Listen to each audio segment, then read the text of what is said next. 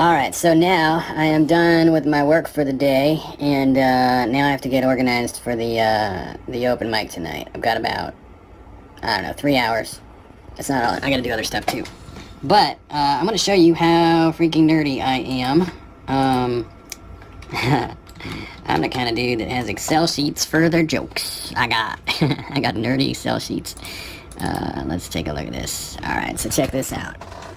See that? Those are different sets that I've done, because I started doing open mics again, and I don't know how to use a camera. Started doing open mics again July 1st. It's August 19th, and I haven't tracked them all. At first I was tracking everything, pulled together all my best jokes from all my different years. I'm pretty hard on my jokes. Like, let me show you something.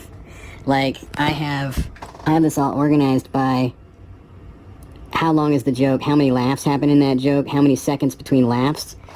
So my standard is kind of like, if I'm not getting a laugh every 10 to 20 seconds, it's not good. So, you know, not every comedian's like that. Some people let it breathe, some people tell stories. I'm just highly anxious. I have a big need for approval, so and I mean, I'm not the only comedian that does this, that thinks about how many laughs you're getting per minute. But yeah, I tend to overanalyze my jokes and my sets, and then let it fly. So I start with the overanalysis, and then I got all these new jokes. So I've written a lot of new stuff. I live in Charleston, which is not the greatest. You know, there's only about 8 open mics a month here, which is not great. I got to go up to New York recently. I was doing a keynote gig in Long Island, so I went to a place that does open mics. I'm trying to remember the name of it. Something in Creek? I can't remember. Cave in Creek? I think that's what it was. And it was interesting. I mean, for one thing, all open mics are equally shitty everywhere. But it was exciting. A lot of comics. And essentially with the Ubers back and forth, it took me about 8 hours to do 8 minutes of comedy. I got to do a 5-minute set, and then I waited around for a couple hours, several hours, to do a 3-minute set. And by the time I did my 3-minute set, at like a lot of open mics, the open mic comedians, they go there, they do the set, they leave. So they may not stick around for everybody else, right? I mean, maybe they can't. And so, you know, you're stuck with the 10 people that are there.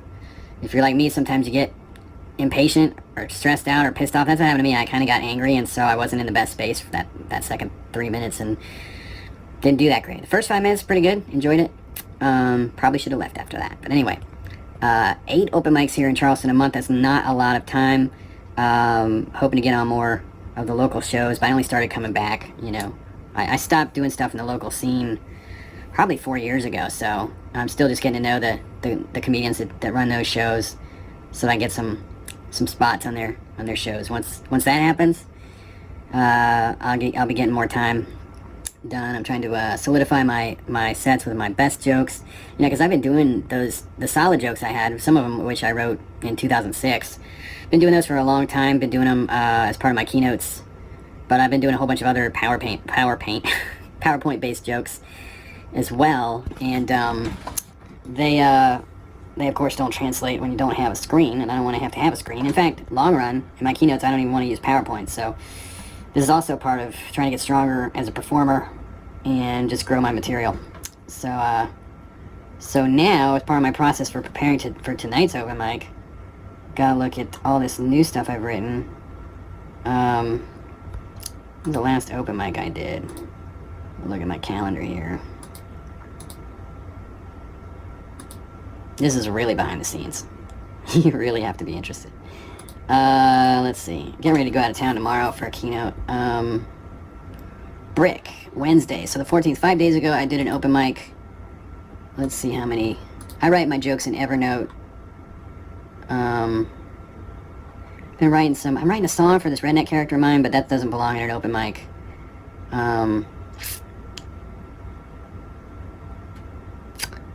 My wife had an outpatient surgery, robot surgery. Didn't come up with anything funny about that yet.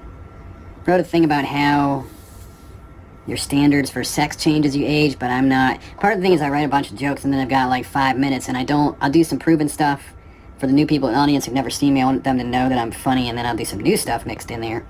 So I don't really have 5 minutes to do new stuff.